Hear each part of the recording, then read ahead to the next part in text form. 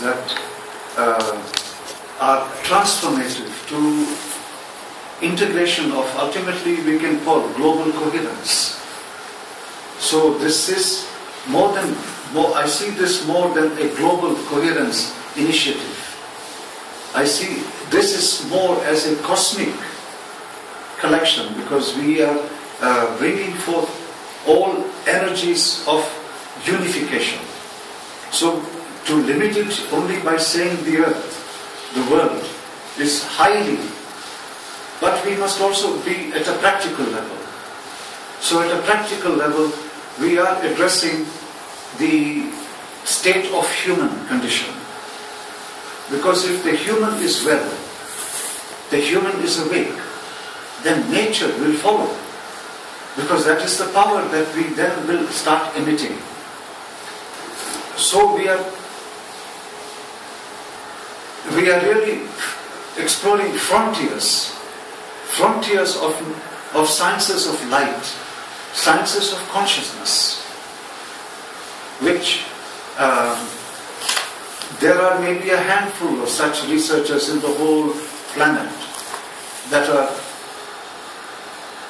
exploring them, that would be very passionate about seeking of their involvement. So these contemplations that we're passing through, it said Krishna, so I'm re-referencing, so I'm asking this to intelligences, is that unless we ask with sincerity, why should intelligences come to our assistance? Because if we ask just for asking, there may be adverse outcomes.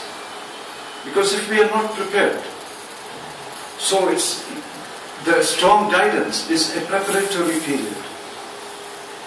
And again, that preparatory period is where, with dear Satguruji, of the studies that were done during the time of the Yagya, where can energy be created, can energy be destroyed, can we transfer information, can we bring Navagrahas, can we do this to the Panchamahabhutas, and of course the continuation will go. Can we approach this? Can we be able to quantify this? Can we do this at a global? How do we do this at a global initiative? These were all processing through me. Because for Krishna, the most important thing is to be absolutely open, to be completely open, so that it is not even to doubt anything, not even to speculate, but rather be in pure observation,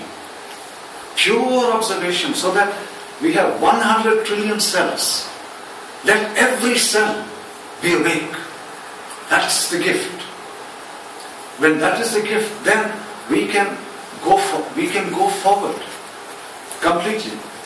Of course, much of our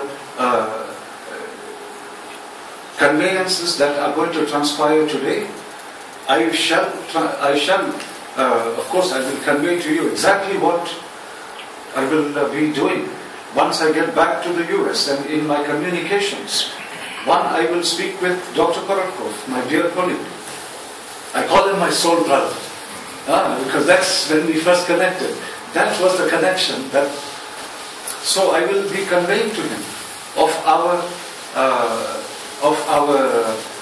whole data collection and sharing with him what we have collected over here, so that from a scientific perspective he can provide even deeper insights. So then one would be with dear Constantine. Then second, I would speak with my other colleague, who is co-founder of our institute, Dr. Gary Schwartz.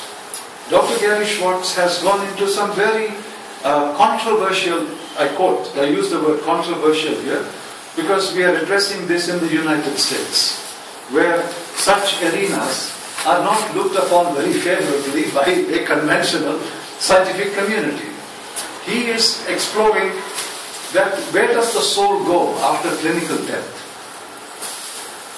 And if the soul is out somewhere of this being, can you please let me know where you are? This is his investigations. Can you please let me know where you are, so that I would like to know that there are other arenas to which we are still like children playing in this grand ocean of intelligence, and we are only scratching the surface here, but we don't know the answers. But let us go forward. And I appreciate Dr. dear Gary Schwartz. Why? Because the motto of his laboratory in Advanced Consciousness Research at the University of Arizona in Tucson is, if it is real, we can see it. If it is fake, we can find the mistake. That's his motto. That's his open. So he's a very, very open guy, and he's converted his house into a spiritual laboratory where he has series of computers, and he sets intention. Again, we all work very strongly with the power of intention, and inviting specific souls of very notable people, to come and participate by working on the laptops, by working on the computers, to identify that they are here. So right now, his information is only staying within a very, very small circle of people. So I would go and visit with Gary in his laboratory to share what we have brought forth here. Not only with the data sets, but where we see going forward into a literally a cosmic science. We are playing in a cosmic science. And I would, and Krishna personally would ask of your guidance, ask of your power and strength to ennoble, so that scientifically, from a scientific perspective, we are able to explore deep areas of such which may entail inviting some of our colleagues to come here. It may also entail having to travel to Russia, as an example. But I know here in Bharat we can conduct such experiments without any qualms. In the US it's a whole other arena, and I don't see that as being really a viable arena for exploration. But our focus is here, because what we can accomplish in Bharat can transform the consciousness ultimately of the collective. Because we are by nature very spiritually guided, we are already very spiritually governed. Machine. Machine, Satish Banna, by Stolberg.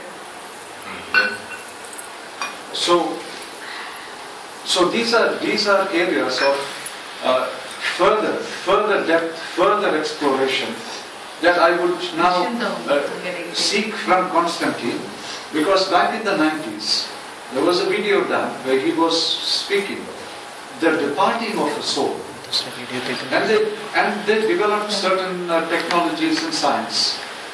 He doesn't do that anymore because he steered himself to more scientific arenas. In his earlier software in the 90s, we could observe entities in systems. We could observe it. Entities in systems, where they attach, and how these entities, because I have personally been not in contact, but I have personally witnessed it. Because when Krishna travels and does seminars, usually there is a day or two that I am requested to conduct and have personal one-on-one appointments with people. So like that.